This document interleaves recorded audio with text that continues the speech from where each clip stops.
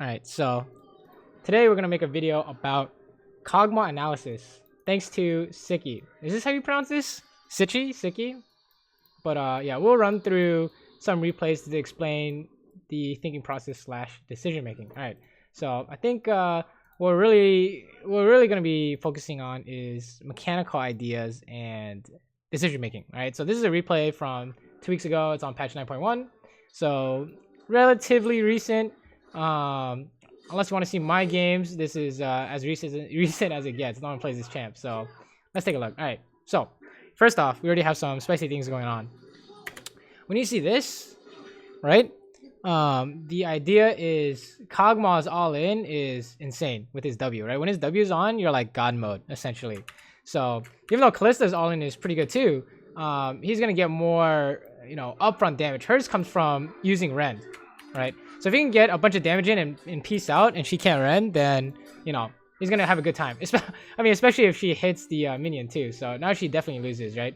So since they're winning, they're going to keep running forward, right? If you're winning, you want to keep it going, right? So let's keep going. He's winning. He's going to try and keep it going. Tahm Kench is definitely trying to get it in. Oh, that was a nice flash. But sadly, there's honestly no way that they can get him there because no ignite, right? So that's fine. They just got a bunch of sums off them. They got heal and both flashes. So Kog'Maw's up a flash. They're just going to push him in. When it comes to Sejuani ganks, since Thresh has no flash, I think they're pretty safe, right? They just, honestly, even if Kog gets hooked or Sejuani'd, Tahm Kench is just going to eat him. So no problem. They're just going to hard push and look to pressure on minions. What we're going to do with Kog'Maw is when they want a minion... Okay, let's back it up. When they want a minion, it's your time to press W and auto attack, right? Check it out. Well, that was one minion, for example. Let's see if there's another. Perkz did it when he wasn't going for a minion, when he was just auto attacking. But basically, you can just stand here, and if they can't, if they're going for a minion, you can actually just hit them from mad range, which is what he's trying to do here. You just press W. We'll say 1 or 2 auto attacks is worth your W. So as long as it's not an all-in. If you use it like this to poke and trade, you want to back off until you have it again if there's all-in potential, right? So he's going to use it. He's going to push. He's going to use W here to look to harass under tower and hit the tower too, right? So remember, 1 or 2 hits is worth, as long as there's no all-in going on. I don't know why Thresh went for a hook here. Remember, Tahm Kench is just going to eat Kog'Maw if something happens. So Perkz is just going to keep hitting this guy. I don't know what he's doing, but that was not good. Even if you hit that hook, it's not good. So they definitely lost lane. Thresh has the base. Perkz is actually just looking to deny minions. You see this? He's not even just trying to push it into tower. He's just making sure that Kalista can't get this minion. A lot of you guys will notice this as, the trading stance where you just stand next to your minion and he can't take it. He can't get it without being hit, right? So I think someone in chat's asking, is it okay to hit the tower there when no jungle vision? Again, there's no way they can force when Tahm Kench can just eat Kog'Maw, right? And they just walk away, no problem. Definitely good to go. Okay, he's just pressuring the tower. He's probably just gonna push this in base soon, unless he thinks he can. Unless he has such a HP difference, he can stay. Okay, he just lost a lot of HP. Staying is looking less likely, to be honest. If he's gonna base, he can do it right now. Otherwise, he's not basing for a while. So he's gonna base now. Oh, okay, hold up. Something's going on, so they cancel the base. Orin wants to fight here, so if they can cut them off, if you see this pattern where the enemy team goes into river and you can cut them off from their tower, this is definitely doable if you win this 3v3. So that's what they're doing here. They think they can win this 3v3. Enemy team has no flashes. Easy, right? Oh, Perkz! Alright, nice. Got the last auto off. It's actually important to note the Kog'Maw mechanic of... so we went for the flash, right? And it looks simple. He just flashed, he auto attacked, he auto attacked. Right? He pressed E. But the thing with Kog'Maw is that if you just E and you don't do anything, your next auto attack is delayed. So if you want to... There's actually... You have to like movement cancel or attack cancel. I don't know if there's really a word for it, but you want to try it in a practice tool where if you press W and you right click a target dummy and then you press Q, your next attack is like super delayed. But if you Q and then right click the dummy or auto attack move on the ground near the dummy or whatever, you just need to input an attack command. The next auto attack will come out immediately. Same with your E as well. So check it out. You just pretty much want to do that for all your abilities on Kog'Maw. Q, E, and W. So he actually had to input another command there to make sure that auto attack went off. It's really interesting. It's not really a ground movement command. It's not a movement cancel because you can do it just by attacking them. But you need to input some kind of command so that your next auto attack isn't just super delayed. So they can actually just push this in and then base. Let's see. One thing you can do with the if you know the next wave is a cannon wave, you can just slow push this and then push the cannon wave, right? So basically slow push until you can get it into the tower. Oh, nice. This is another pattern. Q auto attack. Kog'Maw has a few trading patterns, right? Just auto attack is one. Q auto attack is extremely strong because if they try and fight you back, you landed the Q already, so they're actually doomed. It also does a lot of damage by itself, so you can, there are some ideas of using it to poke if they have no sustain. And also E auto attack is one. So he used Q auto attack. Q auto attack is probably the strongest if you can get it right here. See that? It's really disgusting. So here they're just gonna make sure Thresh can't hold the wave. That's what Tahm Kench is doing. Oh my god, they're fighting in the wave. They're crazy. Is this working? Sejuani's coming, right? Oh my god. They actually got bamboozled here. Alright, so here's what's going on. Thresh wants to hold the wave so that he can freeze it. He's gonna stand up here, and this minion line is gonna be stuck here. It's gonna be frozen outside the turret. And if this happens, this bot lane is gonna lose a wave. Right? So what the usual counter is attack him while he's tanking the wave, so he loses too much HP, he's gonna die. And the counter to that is they have a gank coming, so that this side can't actually break the freeze. So the idea is just they try to break the freeze, but the enemy team was ganking, so you can't do that. Sometimes you just have to let them freeze. It's okay if you think that there's no way to stop them from freezing it. You can just base. There's nothing else to do. It's just he tried to help Tahm Kench here and he ended up dying for it. That was really awkward. But yep, they both die. Whole team comes bot. Holy shit. Let's watch this. This is gonna use Kog'Maw passive to hit whoever he thinks he can do the most damage to. I guess Sejuani, right? Wowza, guys. Oh my god. The lantern. Yeah, this is just, usually this is just doomed, right? So fast forward. I think Yasuo DC'd. See this? Yasuo DC'd or something. What the fuck? Here's Tower Dove. Didn't even get the Yorn. Okay, that was a little int there. But yeah, they could have just based and said whatever, give up the wave. It's not worth fighting for. I would not have trusted my team to come down and help. The kind of situation was not good. Because Tahm Kench no health, Kog'Maw no mana. Alright, so same. I think anyone who's seen these replay reviews or coaching or whatever, this is a famous slow push, right? Anytime when in doubt, you just slow push and they can't do anything about it. So, and then when you get to when you can actually push into the tower, just shove the whole wave in. So fast forward, they're just gonna slow push. It's interesting to note how he's always looking for the hit, right? One hit is considered worth, which is what he did here.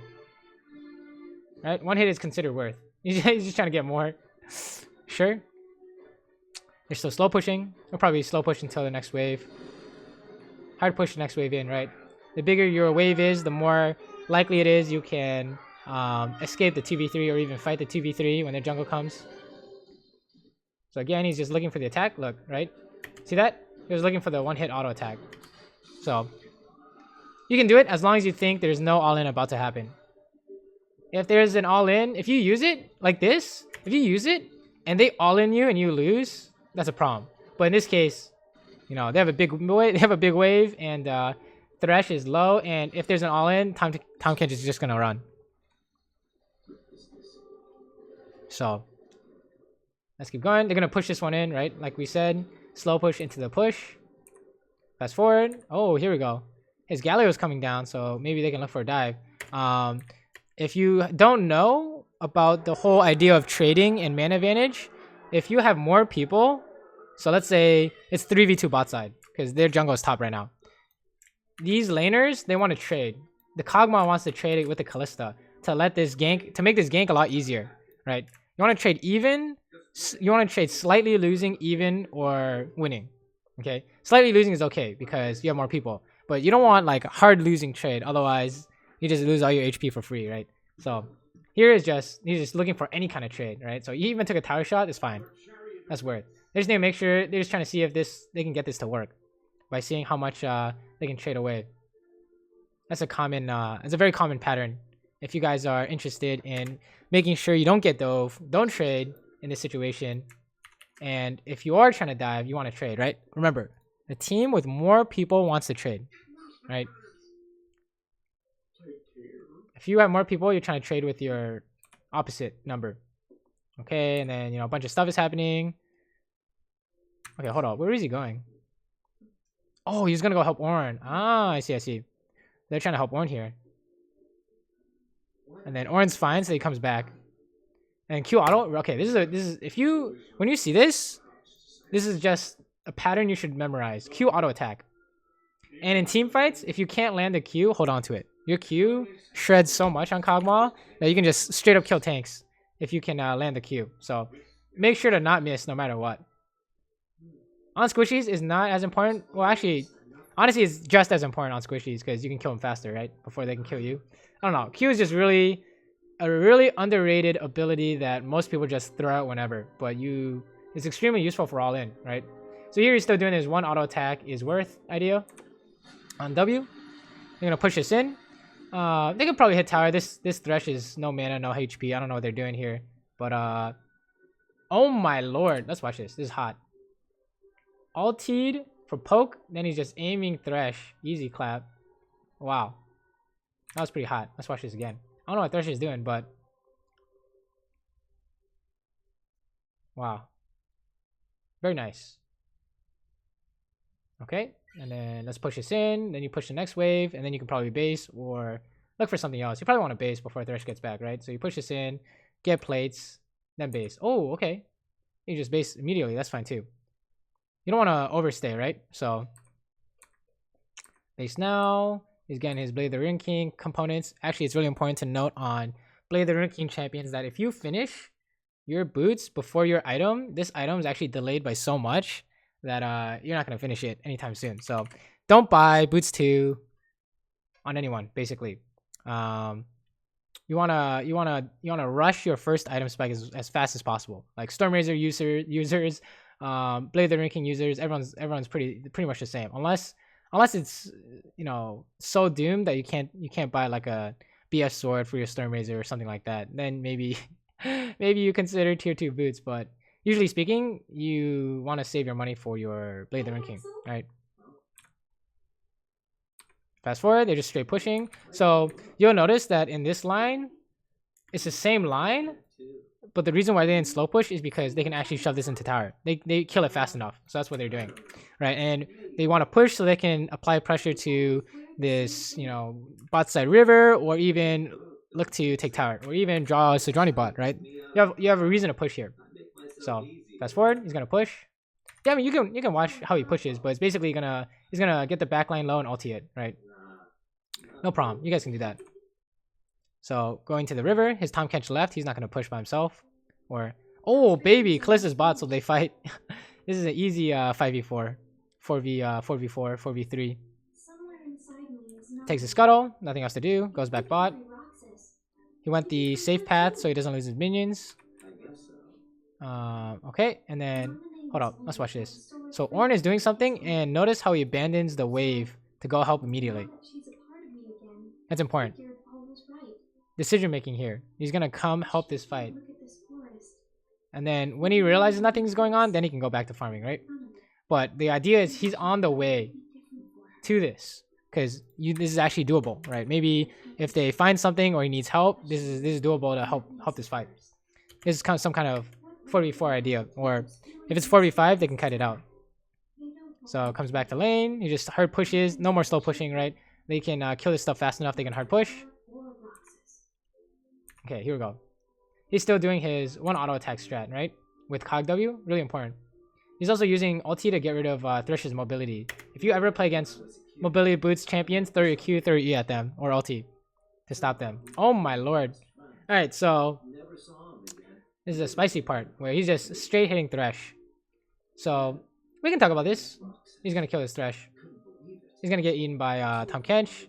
And then if they can get out, they're gonna win this turn. Pretty easy, right? Fire ulti. Save your ulti until you can summon CC'd. There's hard diving. Galio's tanking, don't worry. He's gonna ulti Thresh. Oh, it doesn't even have to auto tag. Alright, let's back it up. How do we know this is good? So, 2v2. So it's not 2v2, right? The enemy team is on the way. Sejuani and let's see. Is Yasuo? No, it's just Sejuani. Yasuo's mid, right? So, how do we know that you can win this? Let's just say it's 2v3. When Sejuani comes out, Tahm Kench is gonna eat Kog'Maw and they bounce. And Sejuani all can't stop Tahm Kench with cleanse. So that's one. Two is that if it's just 2v2, this matchup is all in and all in versus some kind of catch and all in, right? So they need to land hook. And even if they land hook, Tahm Kench still wins this. So he can just no fear trade and they can't turn this into an all in because he has Tahm Kench. So it's pretty easy. You just, even if you got hit by that hook, it was totally fine. You're just hitting them. So it was very nice. It was very nice. I don't know why Sejuani went for the ulti here. It's just this Tahm Kench is always gonna eat him. So yeah, that's basically what's going on here. Even with the Galio, even without the Galio TP, this is winning. Fast forward. Very much ideas of playing around your W, guys, and knowing your matchup extremely well. He just pushes this out. He can base. You can even do... He's probably not going to go for Ocean, honestly. He'd just rather base. Unless something's going on. Hold up. Thresh is trying to flank. Alright, he's just hitting this guy. Sure.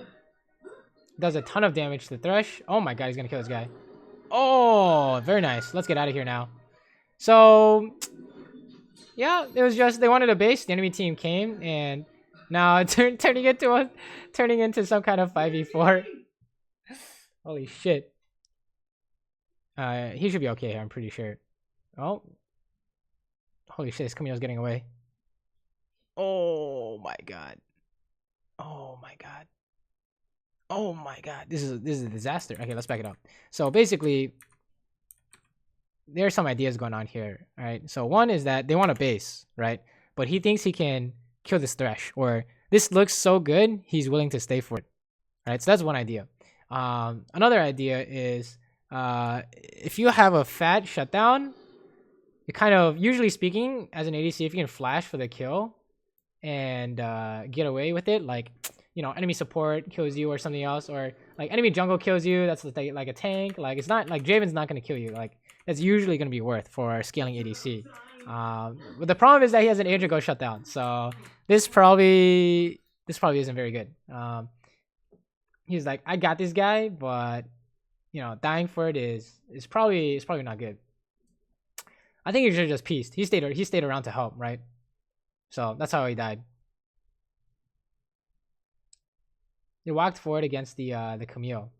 He tried to go for more, but this Camille had a nice side in. So this is one of the dangers of Kog'Maw is if you have no way to keep this fight going, you move forward, they're just hard baiting you. You can't chase as Kog'Maw unless you have some kind of move speed buff or something. I don't know. That's why Lulu Kog'Maw is kind of disgusting. Part of why Lulu Kog'Maw is kind of disgusting. So yeah, he just dies here. It feels bad. Maybe the decision to stay is not bad, but the decision to keep going, to chase into the fight, was probably could have been better. So they're gonna go topside here, take red, play around Rift Herald. They don't care about Ocean, right? They see that top's already pushed. Oh, they're ganking Yasuo. Oh no, they're going into Camille. They're going to kill the wave before Camille can fix it. So if they hadn't done this, Camille's gonna kill the cannon, and they want the cannon or the cannon wave so that they can push fast, push immediately, so that they can either hit tower. You know, they have like more time to hit the tower or more time to run the river. All right, this is just a kite it out, guys. I don't know what they're doing, but oh shit, is this gonna work? This is probably good for Perkz. Oh my god, they actually got pooped on. Wow. Wow. So I thought they could cut it out, but apparently this is just you know, if you're not ready for the engage, I guess you just lose. Holy shit. Did he not have W? He had W. He landed Q too, right? Oh my god. His W uptime was not very high because of the Sidrani ulti. Yeah, I guess you just need to be patient, you know. Don't hit tower until you're ready. They thought they could win. They thought they could win 2v2, but honestly, even though Thresh is here, it wasn't really, you know, the Thresh didn't contribute that much. They were losing this 2v2, right? Yeah, I'm pretty sure they were losing this 2v2. So, feels bad. Turned out to be really bad. They're just, if you want to make this more consistent, this idea where you do pressure tower, your team needs to be ready. Your jungle needs to be closer, and your mid needs to be pushed. Or he needs to be ready to come soon, and he has no ulti, so it's not possible for Galio to come, right? So yeah, they want their jungle to be here, so they just try to do something, and their team was here too late. The old don't hit tower. Watch it. Oh, this is interesting. Here we go. He went mid instead of top here. One of the things we're gonna be watching is how does he get 10 CS a minute after, you know, what kind of decisions does he make to get 10 CS a minute, right? So he went mid here instead of top. And that's really interesting, because if I were him, I would have gone top here. Oh, he's doing camps.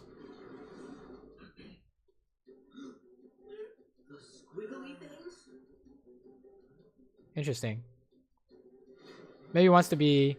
Oh. There's a fight going on. Can this Thresh Callista kill Ornn fast enough? Yes, they can.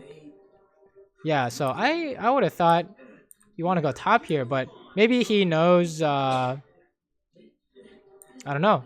He went for the Raptors. Let's back it up. Why didn't he go top here?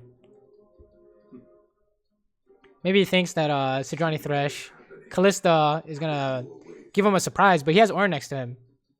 And Tom catches an ulti, I guess. Yeah, interesting. He just straight up does not go top. And instead he's looking to hope this mid push. I mean, you can't even say that it's gonna freeze. You can't even say the new minion, the way minions work, is gonna freeze because it's less than, it's not before, it's before 15 minutes. So this wave is gonna slow push towards them. Maybe he thinks he can't get that wave because the enemy team is just gonna force on him. Enemy team was topside, so he couldn't get it. Maybe that I think is what is most likely. What seems to be most likely to me is that he knew he couldn't get that wave for some reason, so he went to get jungle camps. So he's still making money somehow. So now he can get this wave because they showed that they based, and he has Tahm Kench here. They're gonna try and push this out, and then they can try and control Rift Herald. Push this out, Rift Herald or tower. If they try and hit this tower, they're gonna make the same mistake. Ornn's not here, right? So he bases, goes mid. When in doubt, you go mid, and then you can go top or bot or wherever you need to go. So Galio is staying mid. He's gonna go top here. He's gonna use W to wave clear, sure. Push faster. Okay, pushes this out. Bases. So yeah, that's interesting. He didn't go top. Ornn died for it. He took Raptors. He went top. After that, pushed it out to the tower, and now he has 150 CS at 16. It's important to see this kind of stuff, where you'll notice that if this is the same minion line as bot, and you know, instead of slow pushing, we can kill this fast enough that your wave is gonna run into the tower. So.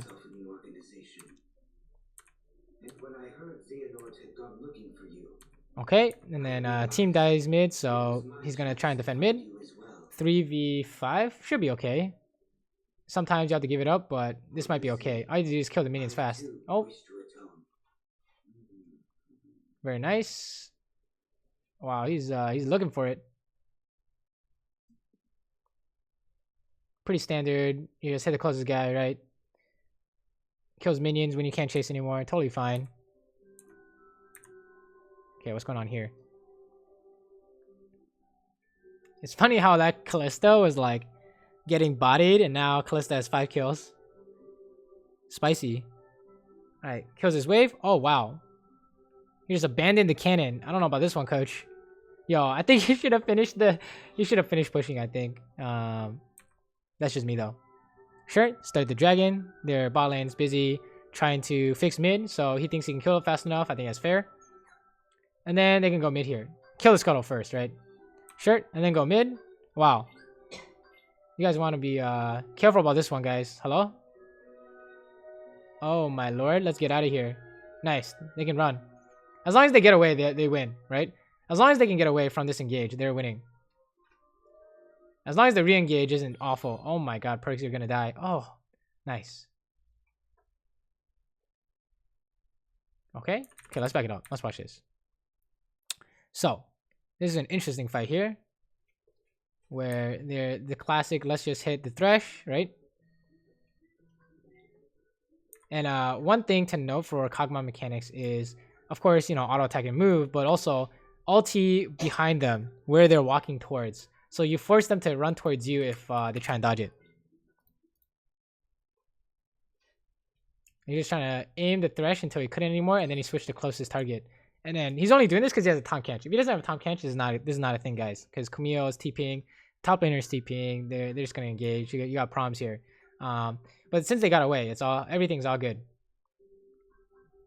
And you come back. Remember, don't chase. You have no chasing potential as this champion, right? You can't actually catch up to people. You need like to blade of the ring king someone, or I don't know. Your team has to be the one holding them down, right? Look at this. Qwelz just gonna walk away like you saw, right? It's really hard to chase. So if you find yourself chasing, you want to stop soon. The way Kog'Maw works is this circle. Anyone that goes into it, you just kite it out, or you can, you know, they get a little bit deep, and you can run them down all the way, right? But you know, you can't really do much outside of your auto attack range besides ult snipe. Okay, fast forward. Oh, okay, what's going on here? Where's? Oh my lord, what is Yasuo doing? Okay, if you want to look for opportunities, champions that can't escape.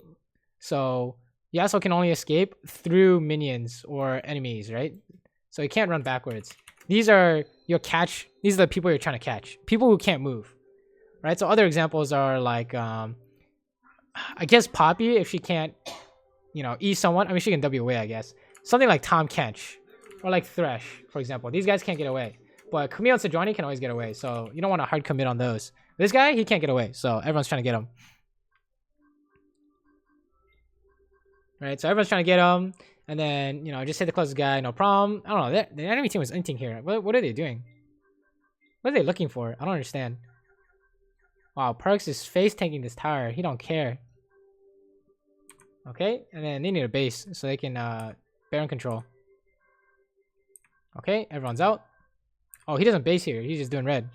So, very interesting. He stays mid, I'm pretty sure. He doesn't go side lane.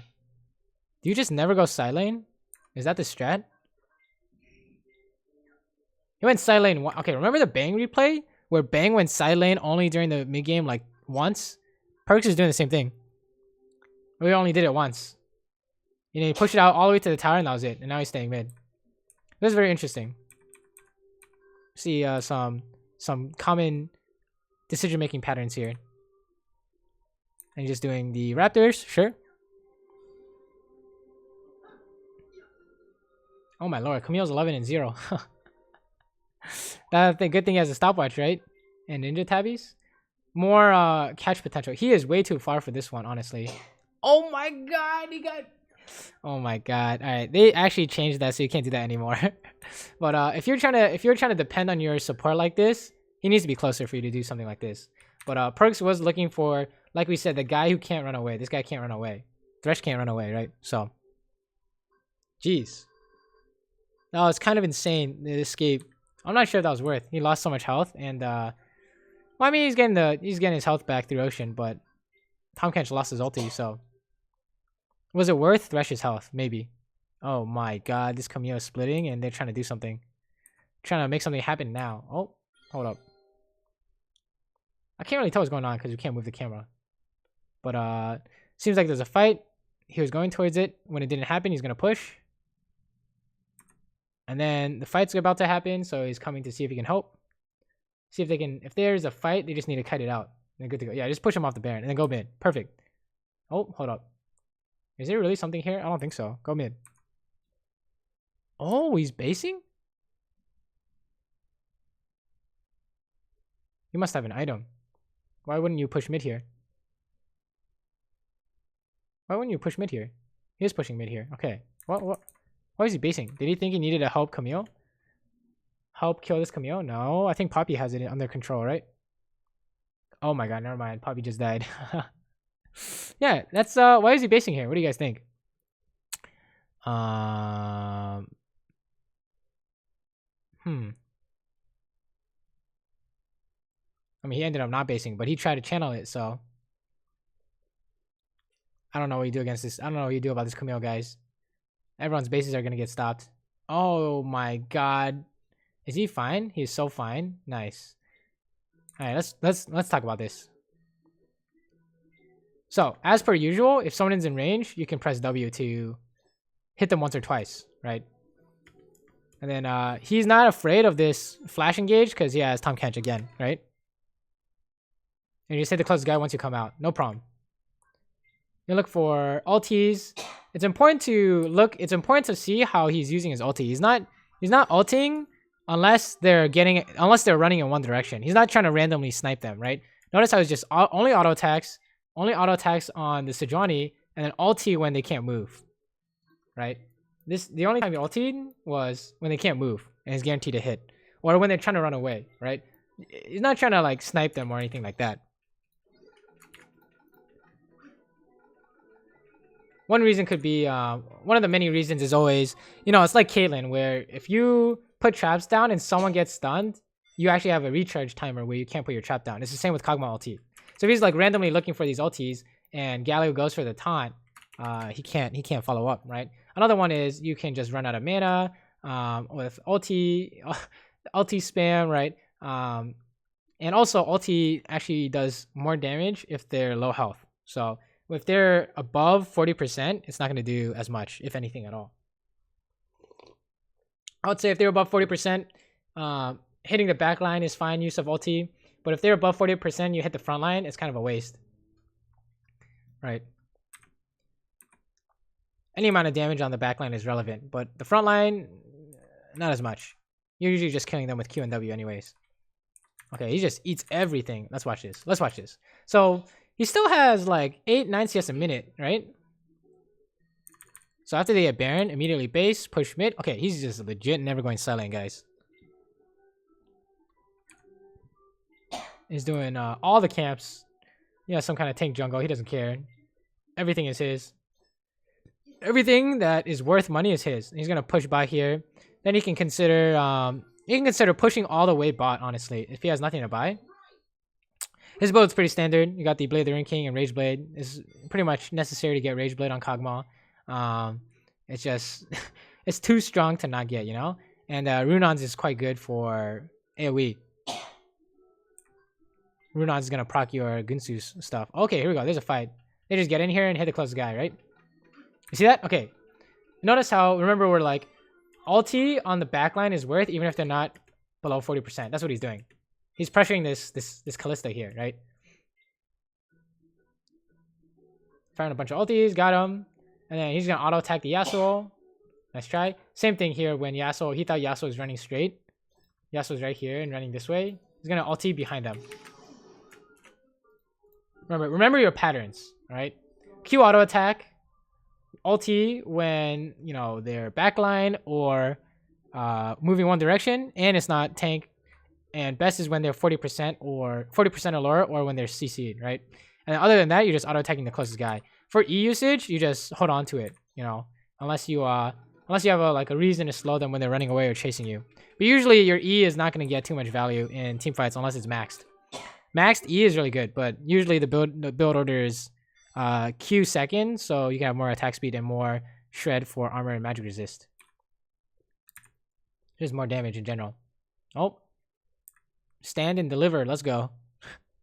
he has a hourglass here, so he's gonna hourglass, no problem. If he messes this up, he's actually gonna die. Okay, nice. Whew, that was a close one for a sec. Most important part about Camille's kit for killing you is the true damage, right? I think it's their Q. Second part of her Q or something like that. So sure, they're gonna push us down. Fast forward. Okay, they're gonna okay, here we go. There's a fight going on here. Here's press W, hit the closest guy. One thing to note is that in these situations, you're not looking to. If they're running at you, you can Q, but if they're running away, you're likely to miss the Q, right? So you can just auto attack instead and hold on to your Q. And then he's gonna look for ultis here, no problem. Sure. Fast forward. Ulti to pressure the Kalista. And then you just auto attacking when in range, right? When you're in range, you just press W and hit someone, and that's considered good. And if you don't have your W, then don't walk up, right? When in doubt, don't walk up. So nice, well done. He had a ton of CS just by sitting mid, and he didn't die. I think the important part is the Bang and the Perkz replays where they went top just to push it out, into the enemy tower, and then after that it was just they just sat mid, and they didn't die. The important part is they're alive, so they can actually collect farm. Like if you're missing CS in the mid game, you have like 20 deaths. It's probably why you're missing CS, right? You can't get CS if you're dead. So he also did some camps too, but honestly, if you subtract all of the jungle camps, it would be like 250, I think. So not bad. Yeah, pretty clean by Perkz. Good stuff. The only time where when we watch these replays, the only time these guys go wrong is when they try and hit the tower, and then they get engaged on and they die, right? So that's definitely something to look out for. But overall, in terms of decision making, I think the highlights were like cog specific, the attack cancel movement, attack cancel commands on after using Q, E, and R, patterns like Q and auto attack, ideas like you save your ulti, ulti usage, and you use W to hit someone when they're in range, right? Any amount of hits is fine. And also ideas like you can push this wave. He was never like in here. He pushed from here, and then he based and went mid, and he just stayed mid, right? And then he didn't die, so that he could pick up all the mid waves. That was really important, I think. Making sure you're not dying. And also, he abandoned, whenever something was happening, he abandoned the wave. Remember, bot, he went into the jungle to help Ornn. And at Baron, he left some minions here. And also, when Tom Kench was ulting bot, he left the minions here. So the minions were more of a secondary concern when something is going on. You look to help, and then when you think you can't help, you go back to farming the minions. Okay, so I think those are the main ideas of keeping your CS levels up, is making sure you don't die. After some mid-game ideas of pushing top, go just sit mid and just kill everything, right? And I think that will help a lot. Really, the importance of positioning and making sure you don't die is gonna really help with the CS. I think if the CS moves faster and you die, they're gonna run faster into your tower, so you get less of it, right? I don't know if that makes sense, but that could be it. So let me know what you guys think. If you guys enjoyed, you can thank Siki in the comments. Sichi, I don't know how to pronounce this dude. Yeah, we've been playing a ton of Kog'Maw. He used lethal tempo, but we've been using fleet fork. I think that if you think you need more damage, lethal tempo is totally fine. If you need more mobility, which is what I'm doing, I'm taking fleet fork. But honestly, it can't go wrong if you play this champion safe. So yeah, if you guys like Kog'Maw, you can try him out. Just go standard stuff like Blade the Ranking, Gunsu's, you're good to go. All right, so yeah, thanks for watching, guys. I will see you guys next time.